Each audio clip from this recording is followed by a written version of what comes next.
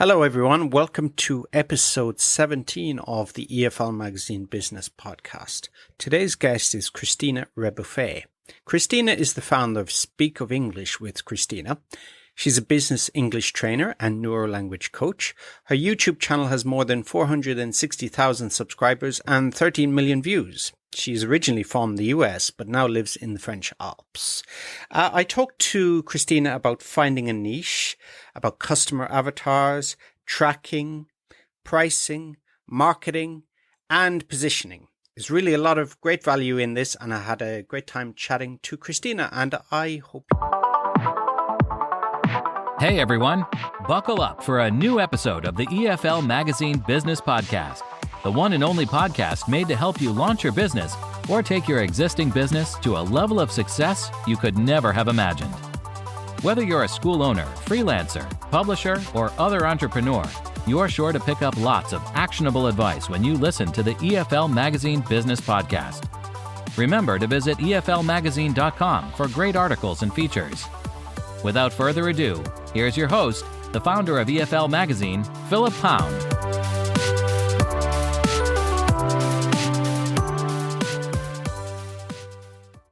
Welcome back, everybody, to the latest EFL Magazine Business Podcast. And, oh my God, I've forgotten already. Christina, yes. Please say your name again for me.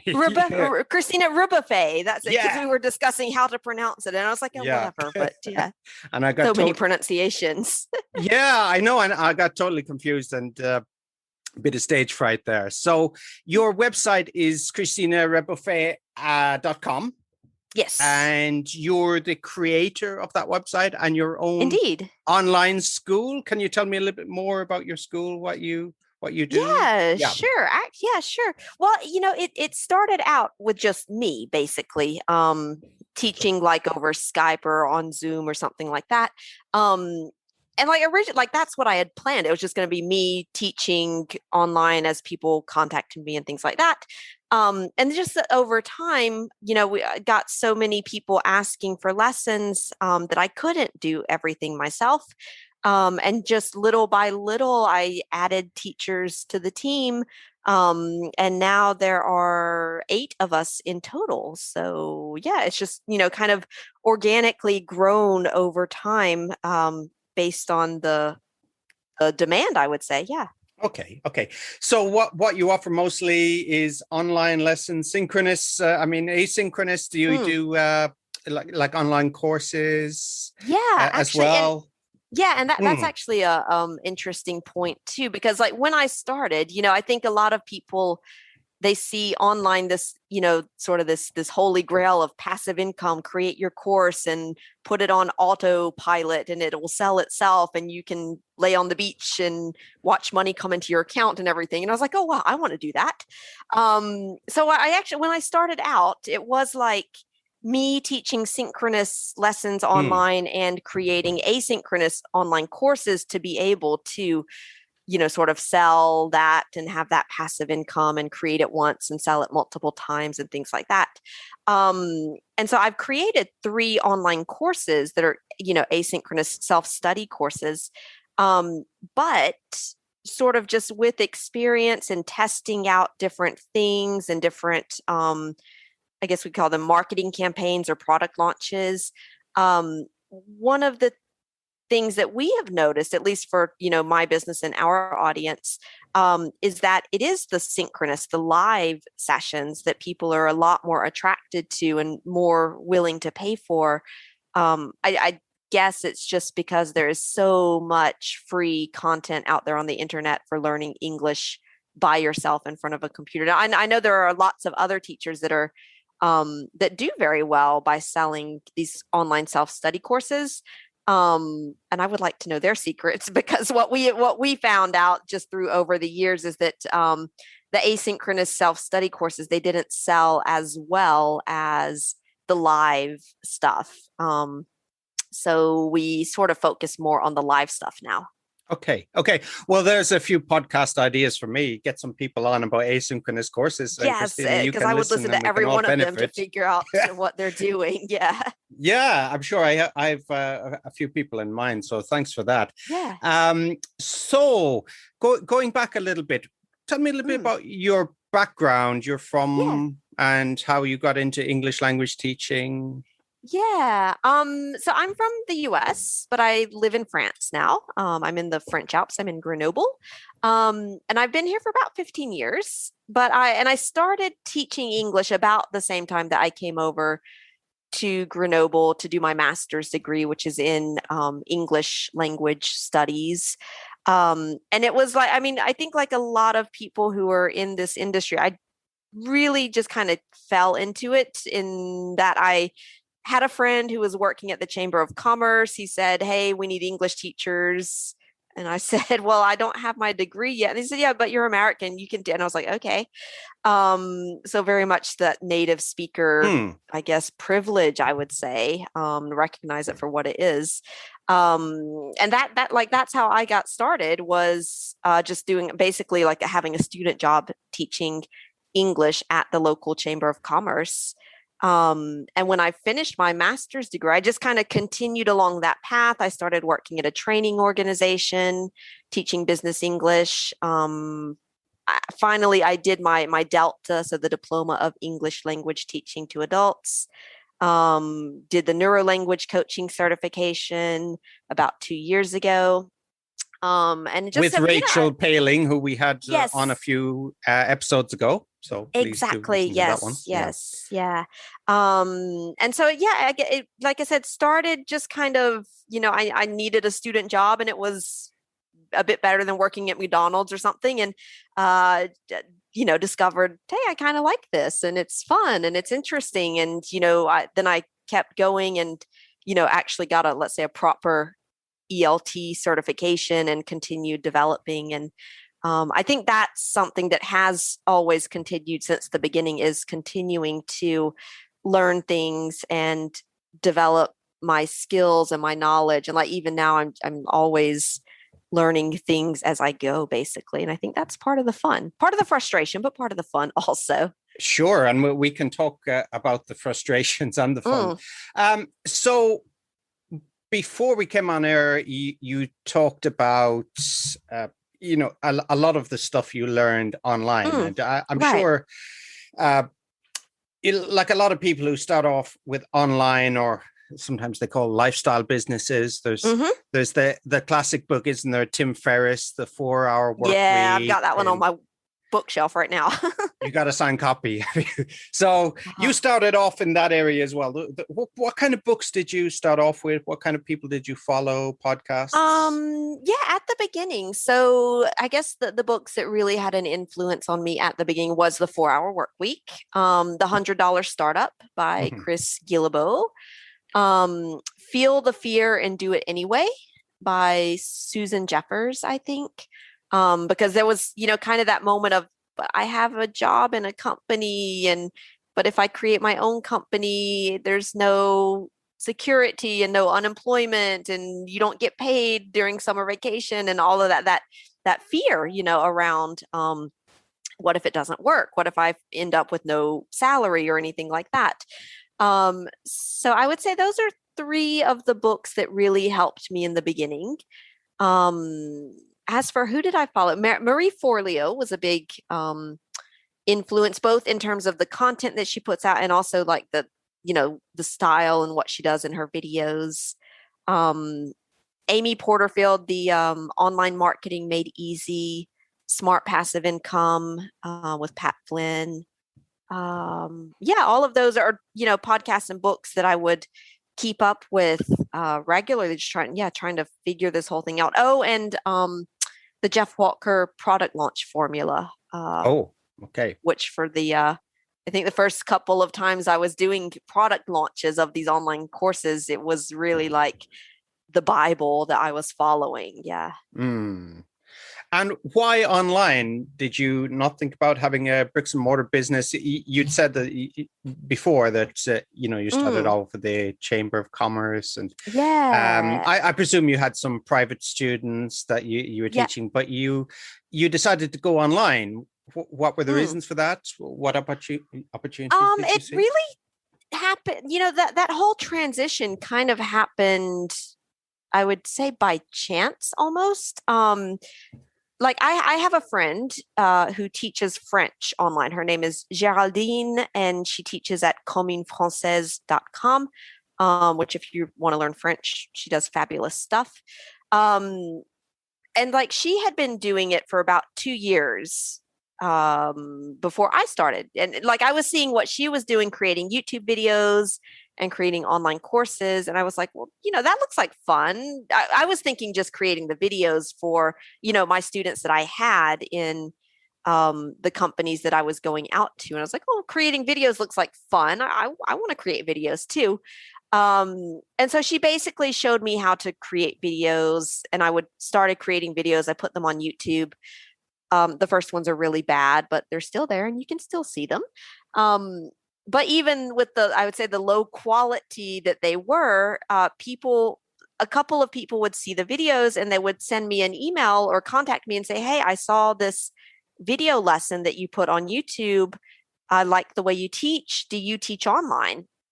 Mm. And I was like, yeah, I can do that. Why not? And it really started out that way. And it was really just I kept putting out a video each week. More people progressively would contact me. And that's I was working at the company that I was working at and teaching online with my own clients. And they were very supportive. And like the director, she knew it, and she was like, oh, I shared your video with this other company that we work with. So they were very supportive of that. And that allowed me to progressively transition from working for a language school and going out to like 3 or 4 companies a day to teaching online. So I could just tell them like, hey, I don't want to work on Tuesdays anymore. And then I don't want to work on Tuesdays or Wednesdays. And then to progressively just go it alone, I'd say, go on my own. Yeah. Okay, and you said something which really struck a chord with Mm, me, and something that Pat Flynn talks about as well is yeah. the first few videos, and same here Mm, with the first few of the podcasts. I don't know. Oh my God, I ask the same questions, use the yeah. same words. Right. Ho. They're Yeah. not so good, are they? And Pat Flynn talks about this as well, Exactly. doesn't he? And you said, oh, the first few not so good. So for a Right. lot of people that's a stumbling block for them, isn't it? Oh my God, Mm, I'm terrible.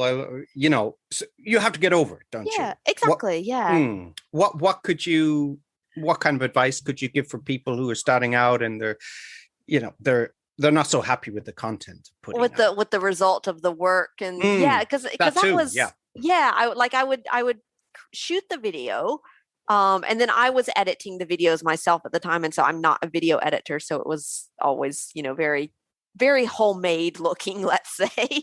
Whereas yeah, and you see all this other content on YouTube or any or podcast, and it's all very well produced and whatnot.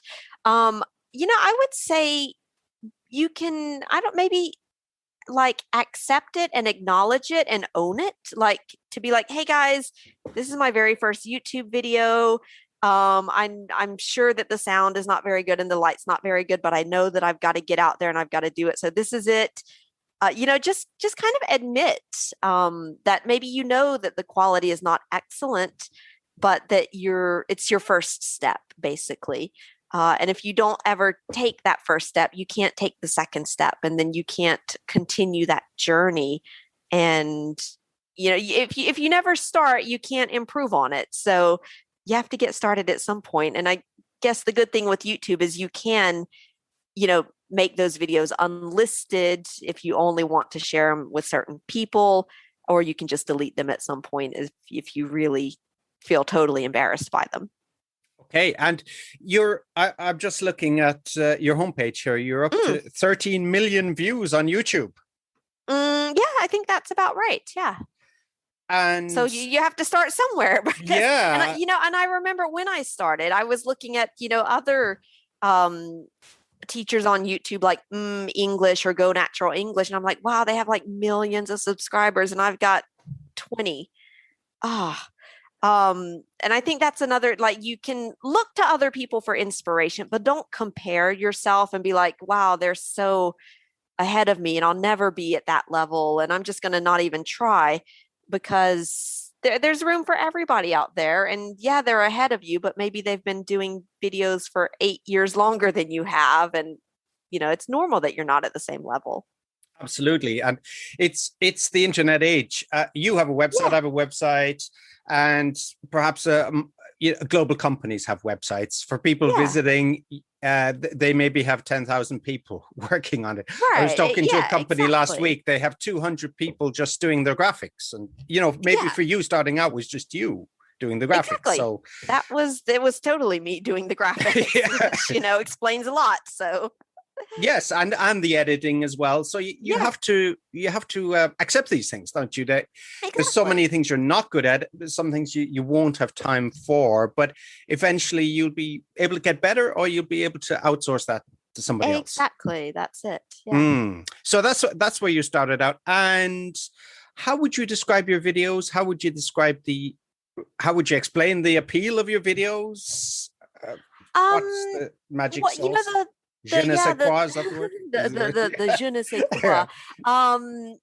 The feedback that we've gotten from students, so I'm going to use their words because I think they're maybe the best people to answer that question, is that they say that it's fun, it's entertaining to watch, but it's not silly, basically. So it's a bit fun, it's a bit light, there's energy, and it's very positive, but there's also, like, you really learn something in the videos. And so I think it would be maybe that combination of trying to be a bit, just being myself, really, kind of having fun with it, not taking myself so serious. Like, it doesn't have to be perfect all the time, or I don't do 50 takes to get it exactly right. Usually most of the videos are done in one take.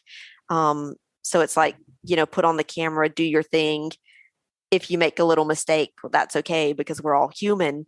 And I would say that maybe it's that mix of, it's really solid in terms of, pedagogy and learning, but also it's still, I don't know, I guess a bit entertaining. People find it entertaining. So I would say it's maybe that combination that, that people enjoy. It kind of reminds me of copywriting. What people recommend about copywriting is try not to sound too stuffy, too professional, because people buy from people. Isn't that it? Exactly. The cliche, and, make yourself presentable. I think another thing I've seen about videos online, and especially explainer videos for English grammar, is that they may be explaining grammar at a certain level, but the explanations are at a much higher level, if you know what I'm saying. Yeah, right. So, yeah. Yeah. So don't make that mistake. Yeah, exactly. Yeah. I would say, because, again, and this is just through sort of trial and error, but what we have decided to, and when I say it's like me and all the people that I work with, have decided that, one of our target markets is people that are at intermediate level already, and they're trying to get up to that sort of higher, more confident level, which means that they would be able to follow, the content that we produce that is all in English, basically. I do tend to maybe articulate a bit more, or it's not so much speak slowly, but speak like I would speak if I were speaking to a group of non-native speakers. So, trying to make sure that the content meets our target audience at the level where they're at, basically. Okay. And so you started the business, you started with the videos. So that was you, what they say, Pat Flynn says, to know, like, and trust, isn't it? So people began to know, like, and trust you. So then you make the videos. So What happens from there? How do you get the students? How do you get the students? Mm. You just wait, and they all come knocking on your door overnight because you put a random video up on you. No, that never works. And I hate those blog posts. They're like, oh, I don't know. I just wrote a blog post and I threw it up there, and overnight I had $30,000 in my bank. And I'm like, I No, don't know you what you're didn't. doing because I'm not doing that. Yeah. Yeah. Mm. No, you do have to go out and look for the clients as well.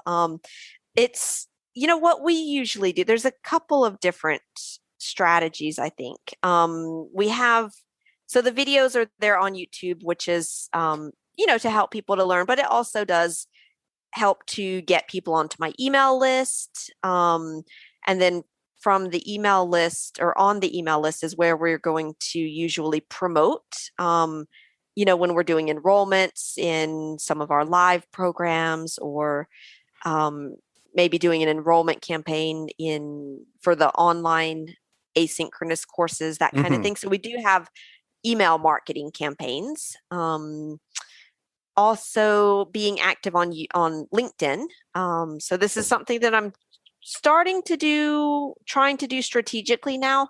Hadn't done so much of it in the past, but just being active on LinkedIn, but not just posting things on LinkedIn, but it's like posting things maybe 3 or 4 times a week, but also commenting on posts of people who are sort of in my target market, sending private messages to people, not like spammy private messages, but like, hey, thanks for liking that video that I shared on, I don't know, the grammar, the verb tenses. I imagine that you're learning English. Is that correct? Just trying to make it very conversational, but also trying to make that first contact with the person.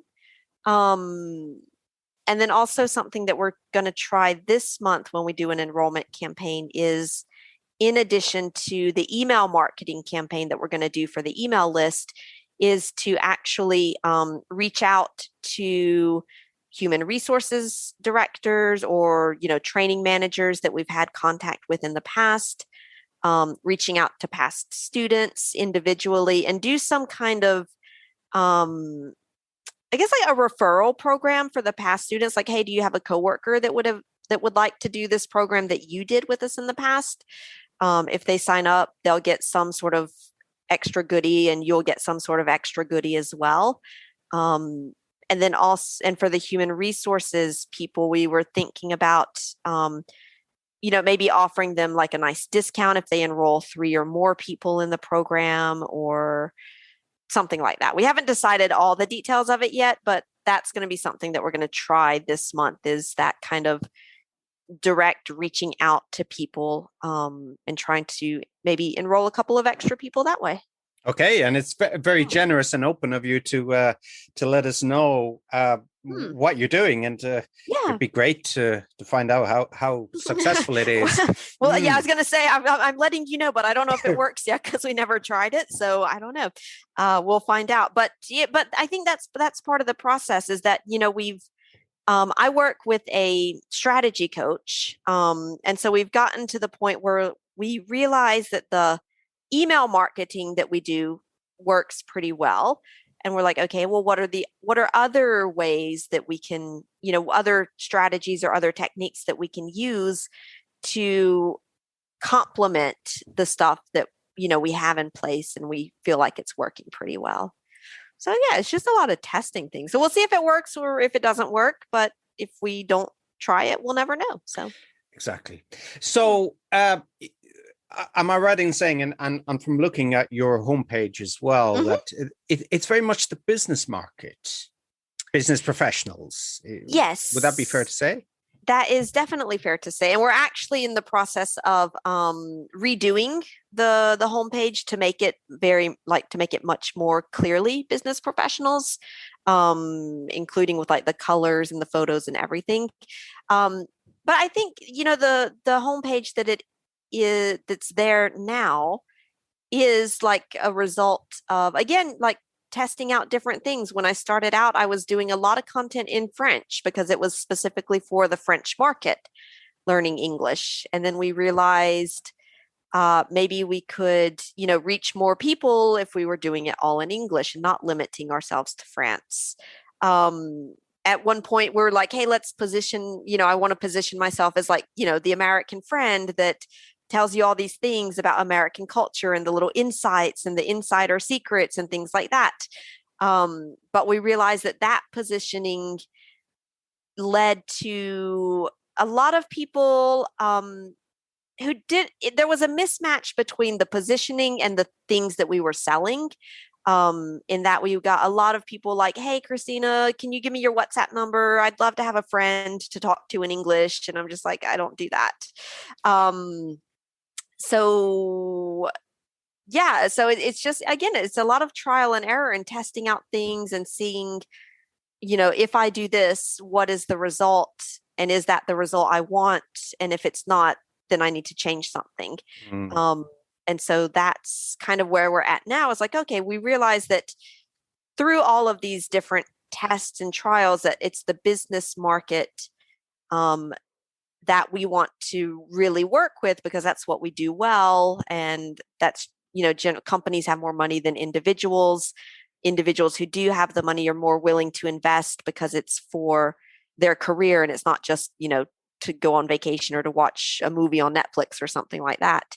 And so, yeah, and that means that we've got to, maybe update and work on the site a bit in order to reflect that positioning that we're going towards. Yeah. Okay. And another thing I'm sure you're well aware of from or reading the same books is niching and niching down. Yeah. So when somebody says, okay, I'm going after the business market. Well, that's completely generic, isn't it? Right. It's totally huge. Yeah. Yes. So specifically, what industries, what departments, what kind of people are you targeting? What kind of level of executive, for example? Yeah. So I would say in terms of level. So yeah, the level is like the people that are they're at that level where they can do the job in English more or less, but most of the time they're not feeling comfortable. They're not confident. They might prefer to just stay silent in a meeting rather than to try to express their ideas. And that leads to frustration. So it's kind of that level, intermediate plateau. And they want to just get to where they feel normal speaking English. Basically, they don't have to think about it so much. In terms of industry, we haven't really niched down and said like we work with, I don't know, like the oil and gas industry or something.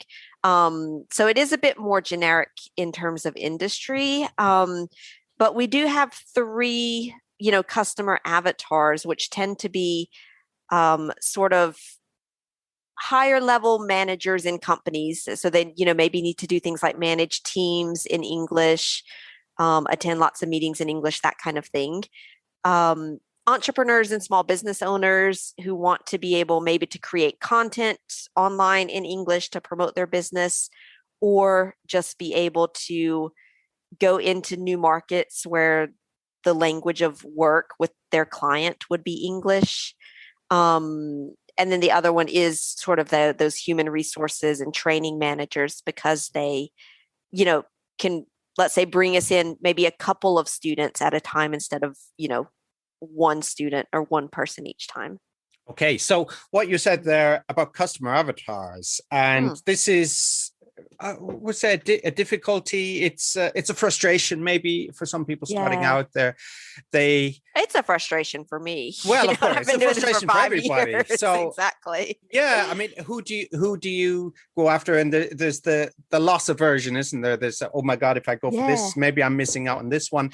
And sorry, I just wanted to put it together with another question I had on the same level, which is about pricing. So 2 things I want to talk about. Was, choosing the customer and then choosing what to charge.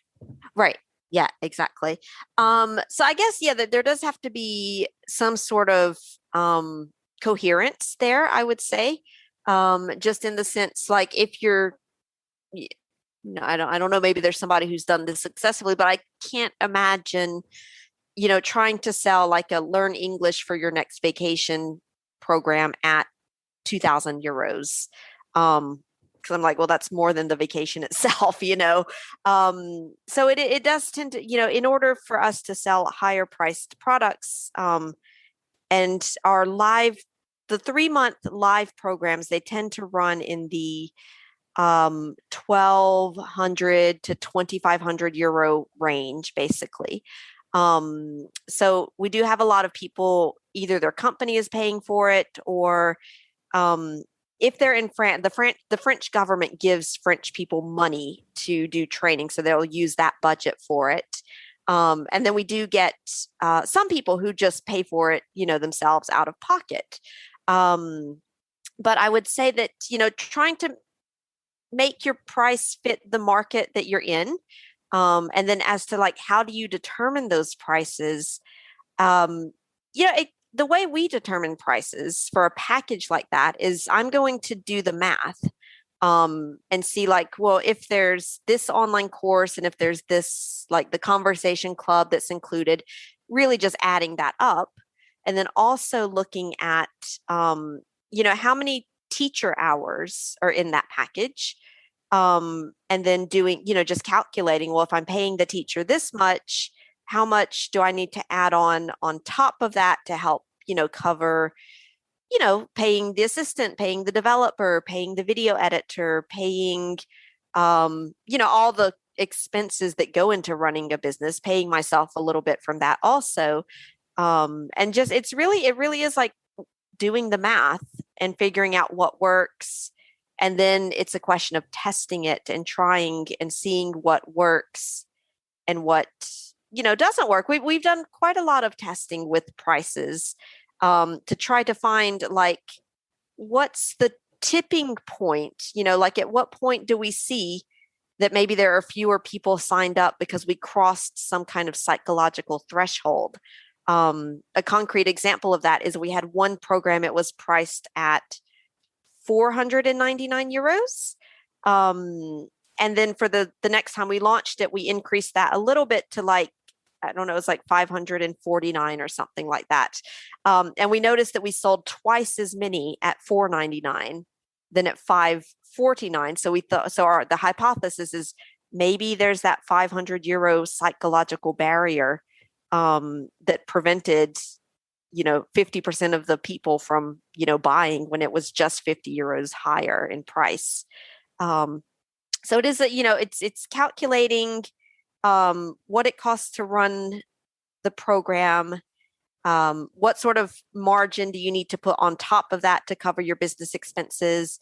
And then just kind of, testing it and seeing, what works in terms of uptake at which price. And I would say one of the big things that we do is a lot of reports, and like we call them postmortems. After we do a launch, I'll take pretty much the entire day to write out like a 12-page report on this is what we did, this is what worked, this is what didn't work, this is how it compared to previous launches, this is what I want to try for the next time that we launch. And really, I would say, yeah, there's a lot of tracking and testing and recording that goes into it in order to be able to try out different things in a kind of strategic way. And taking into account your competitors, how do you price yourself versus what they're offering? To be honest, I don't think I look at what the competitors are doing that much. I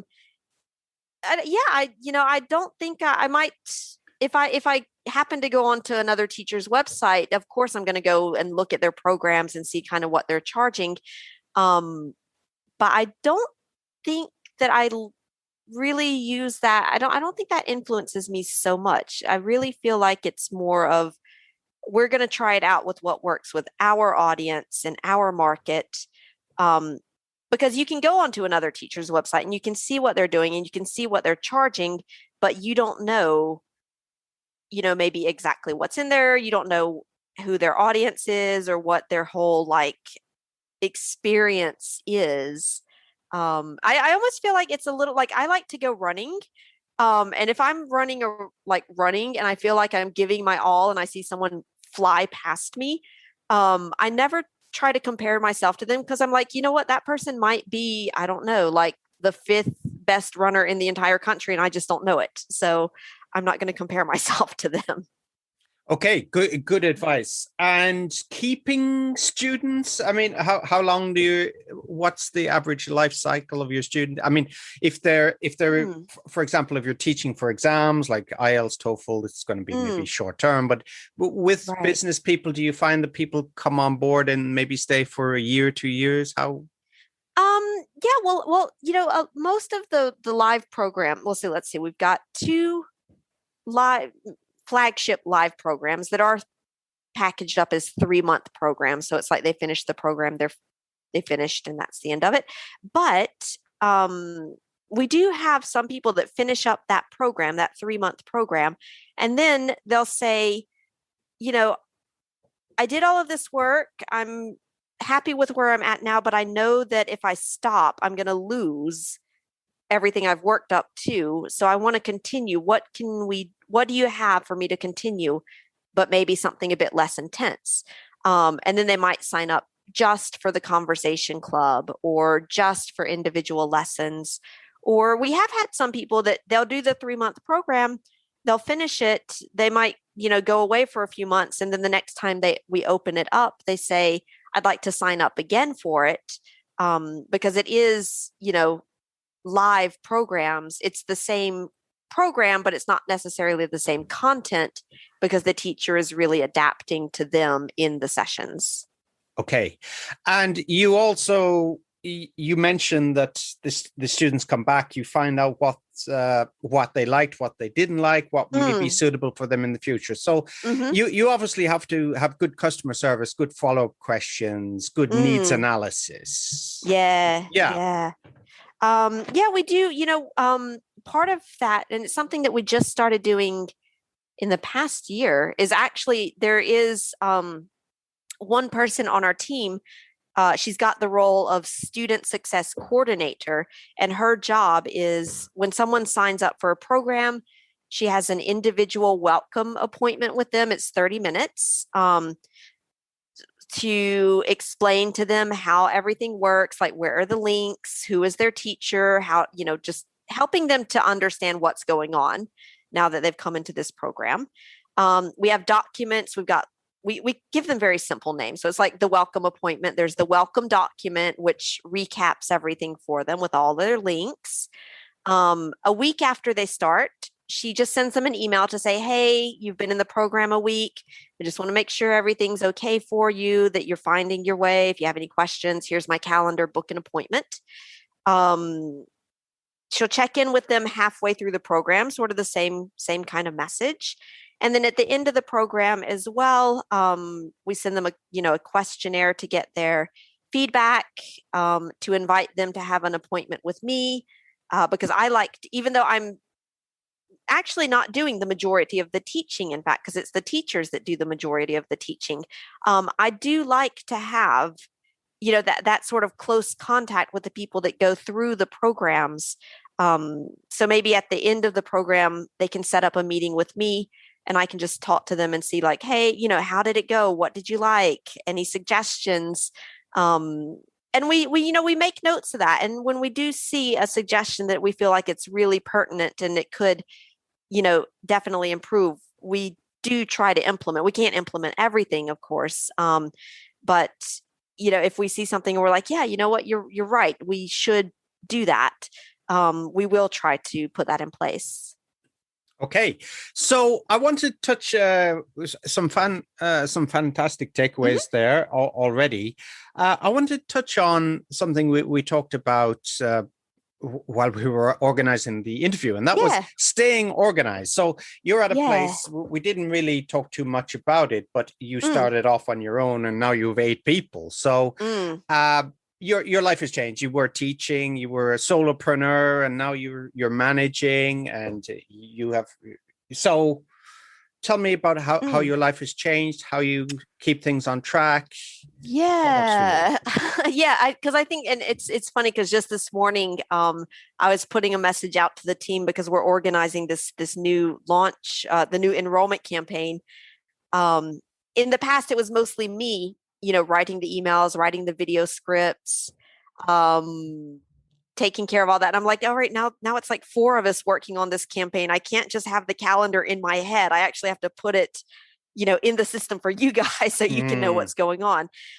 So one of the things that has really helped is that we do use a tool called Basecamp to communicate and coordinate, to share documents. So we put the documents on Google Drive because it's shared and anyone can edit the document. But we keep them in a library in Basecamp so that anyone can, have a quick and easy access to the documents. For enrollment and keeping track of the student when they come in, who's their teacher, when they finish the program, we love spreadsheets basically, and we have massive amounts of spreadsheets.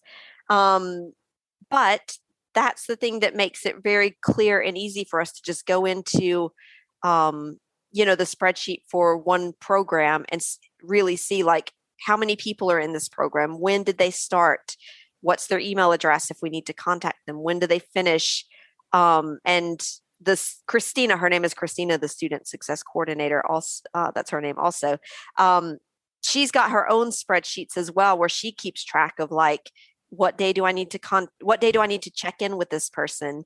What day did they finish, so that I send them their end of program email.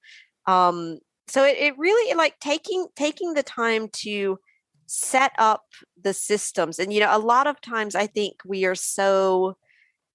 I've got to get this done and tick it off my to-do list and move on to the next thing. I don't have the time to, record a tutorial video for my assistant, or I don't have time to go through the process with someone and explain it. But what I've realized is that you can take an hour or two out of your busy schedule to explain or create a tutorial or a guide, and then you can delegate it to someone, and it's going to cost you maybe 2 hours up front, but it's going to maybe save you 2 hours, I don't know, per week or per day, because you can give that off to someone, and that they feel comfortable doing it and that they're doing it the right way, and you can eventually stop thinking about it, basically.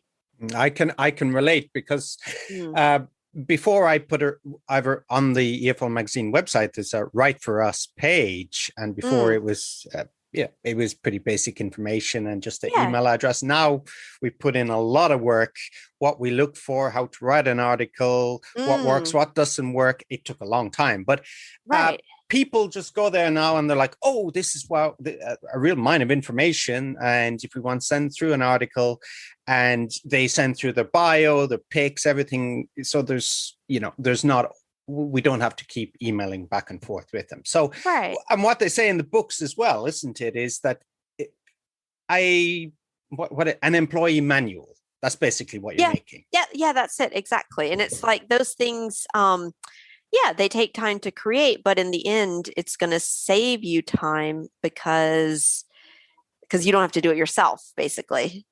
Yes, it's just a process in place, and people know exactly what the parameters are, and everything should work smoothly. What has not worked for you, in building? What do you find as regards to, let's say, marketing or organization? I know it's a big question, but some things that are not so good, that maybe not so efficient, that haven't worked for us. One of the, I guess, the frustrations that I've had, because I have learned a lot of this stuff just through, following blogs or videos, or, buying some courses on how to do it, things like that. And I feel that, you'll get advice where it's write 1,500 word emails, because the people that, if they're your target market, they're going to read that email. And I'm like, English is not their language, and I'm writing in English. Even if they're my ideal client, I can't write a 1,500 word email for them. So I found that a lot of advice that you find in these, online marketing blogs, podcasts, courses, and things like that, we often tried it, we applied it sort of as it was taught, and we're like, well, that didn't work. So it's things the things like longer, more in-depth content. Know that we now try to limit ourselves to 500 words in our emails. Things like, one of the people I follow is Ramit Sethi, and he's like, do your product launches, make it 5 days. Our audience, they don't have they need longer to process, to understand it. Maybe I think it's perhaps also a difference between, an American audience, and maybe my audience is mostly European, but not exclusively. I kind of feel like Americans are like, hey, I'll buy it and then I'll decide if I want it later. Whereas I think my audience is more like, I need information. I want to think about it. It's in English. That's not my language. I want to be sure that I understand. Like they're a lot slower. So if we did short product launches like that, it's like it's open and closed before they even realized something was going on. So now we do them like a month long, just to have that additional, I'd say, thinking time, to give the people that thinking time. So I would say in a nutshell, what hasn't worked is taking all of the advice from the classic, well-known online marketers and applying it without adapting it to the fact that my audience is purchasing something in English and English is not their language. You just have to adapt things to make it more accessible for them. Okay. So I know we're kind of coming towards the end. You're such a busy, successful person. So I just wanted to, what's for the future? I mean, you've how long did you get to 8 people, and what? How many people? I was going to say I think, I would say I'd started in early 2015. So it's been about 6 years now. And that I don't want to grow to get bigger for the sake of getting bigger. Like becoming bigger is not one of my objectives. I'm like, we'll get bigger when we see that we need to get bigger, because there is that demand that is there. And in order for us to continue providing good service, we need to bring on more people. So I would say, we just brought on 3 teachers a few weeks ago. And so I'd say for right now, the goal is just really to make sure that they're like feeling good in the team, and that they're feeling good in working with us, and they're enjoying it and feeling comfortable and all of that. And then after that, we'll see. But I do have my strategy coach. She does give me, she's like, each year we're going to have a theme. And the theme for 2021, it's refinement. So it's like, we're not creating any new courses or new programs, but we're taking what we're already doing and we're just getting better at it. And then once we kind of lock that into place and we feel like we're, pretty solid with all of the things that we're doing already, then we can look at something else. So that's my objective, refining for 2021, and then we'll see after that. Okay, great. And Christina, it's been a real pleasure to talk to you again. And Christina's site is Christina Rebuffet.com. And if I'm sure if people want to contact you on LinkedIn, if they want to work with you or for you, definitely. Or, you want to new students, you can contact Christina there. Exactly. So Christina, thanks again. Yeah, it's my pleasure. Thanks for having me, and have a good evening. You too. Thank you. Thanks.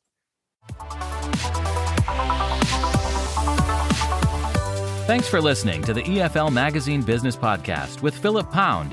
For more great advice and resources, check out eflmagazine.com. If you found this podcast helpful, be sure to subscribe so you never miss an episode. See you next time.